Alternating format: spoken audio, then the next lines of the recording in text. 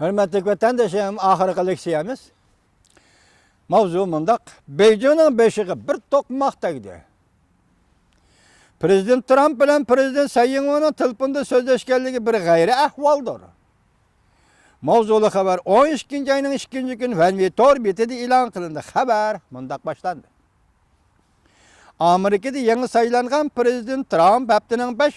günü yani 2. günü Tayvan'ın prezidenti Sayınvan bilen telefonda sözleşti. Şahinçiliği haberlerge asaslangan 1979 yılı Amerika Tayvan bilen diplomatik münasebetini üzgendiğin keyin bu iş Amerika'nın nöbetdeki prezidentinin tunji qatim Tayvan bilen alaqa ornatqanlığıdır. Prezident Trump'nın Koreya gruppisligine bayanat e'lon qilib, 2 nafar prezidentning telefonda so'zlashganligini dalilladi. Bayanatda mundaq ko'rsatildi. Yangi saylangan prezident Trump Tayvanning prezidenti Tsai Ing-wen bilan telefonda suhbatlashdi. Prezident Tsai Ing-wen prezident Trumpning g'alabasini tabrikladi. Suhbatda 2 nafar prezident Amerika bilan Tayvanning davomlashayotgan iqtisodiy munosabatini, siyosiy va bexatarlik munosabatlarini muhokama qilishdi. Amerika'da yangi prezident bo'lib saylangan prezident Trump Tsai Ing-wenning Tayvanga prezident bo'lib saylanganligini tabrikladi.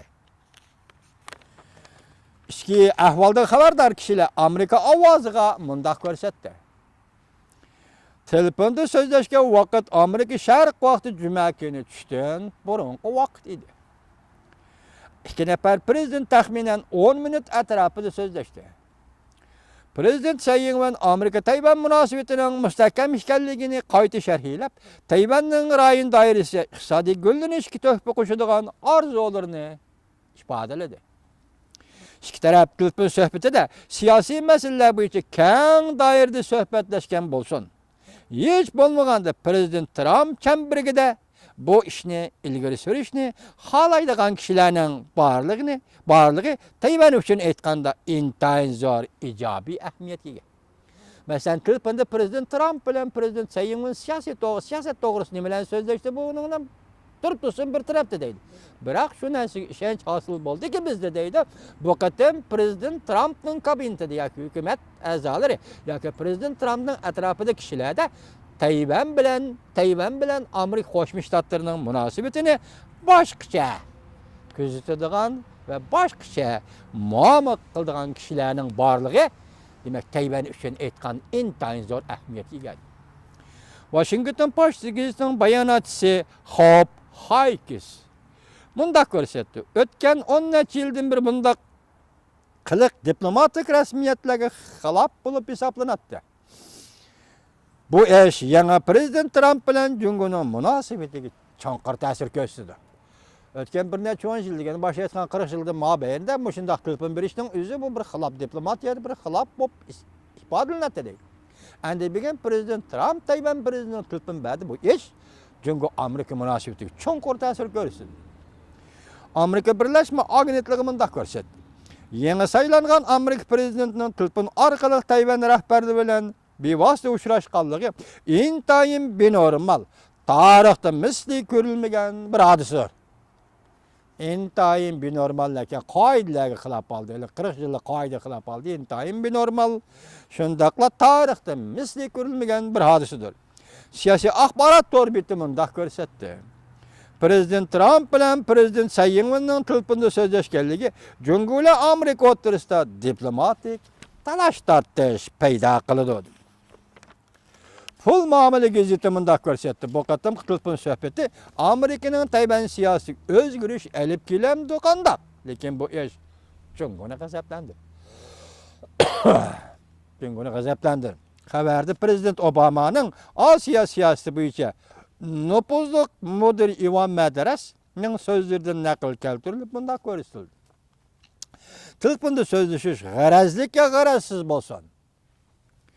Jungoning Prezident Trumpning strategik g'arazi to'g'risida ko'z qarashlarini tubdan o'zgartirib o'tdi. Madrasada deydi, Jungoning Prezident Trump to'g'risida ko'z qarashlari bor. Saylam daryosi shakllangan ko'z qarashday. Lekin bu qatamki ish Jungoning bu ko'z qarashlari butunlay o'zgartirib o'tdi. Bu xil o'zgarish salbiy tarafga qarab o'zgardi. Madras mundaq ko'rsatdi. Prezident Trumpning bu ish uzun muddatlik Amerika-Jungo munosabatidagi strategik raqobatlashishning asosini yaratdi.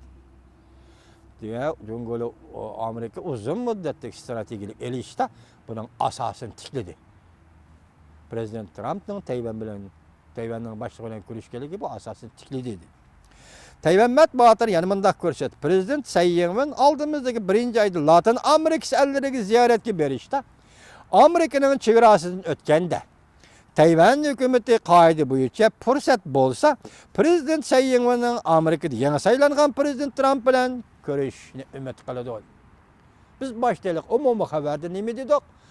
Endi Tayvan matbuotlar bu qatim qiyosni muqimlashtirib, Prezident Tsai Ing-wen Latin Amerika ziyoratga chiqqan Nyu-York shahrida Prezident Trumpning kabinet a'zolari bilan ko'rishdi. Ishlar qanday ki vatandoshim, Turani apandi do'stim, vaziyatning nima ekanligini his qila oldingizmi?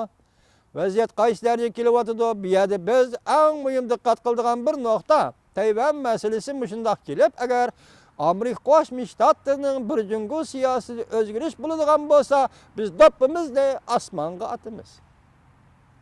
Biz boshda aytdik, Yaponiyaning vaziri Shinzo Abe mushu ayning 26-27 kuni Christmas bayrami mezgillarida onun Havaydagi Pearl Harborni ziyorat qilishi Prezident Obamaning ayni chog'da 2014-yili 14-yili Hiroshima orni ziyorat qilishi bilan ikkisi kelganda. Turan do'stim, vatandoshim, nimani o'ylab yotdingiz? Yevropada Yalta sistemasining Yevropa strategiyasi bitkit bo'ldi. 25 yil o'tgandan keyin Asiyada Yalta konferensiyaning Iroq Sharq strategiyasi gumron bo'ldi. Demak, siz ayni vaqtda mushu Iroq Sharq strategiyasining qurboniga aylangan Uyg'uristonda qurilgan 3-Jumhuriyat Sharq Turkiston Jumhuriyatini asliga keltirishga huquqliqmi emasmi? Buning uchun Amerika Qo'shma Shtatlari hukumati xalqi fuqarolarining Uyg'urning tanishini qanday qo'lga keltirish, Uyg'urning bilishini qanday qo'lga keltirish, ularning qo'llashini qanday qo'lga keltirish? Masalaning og'ir nuqtasi mana shu yerda.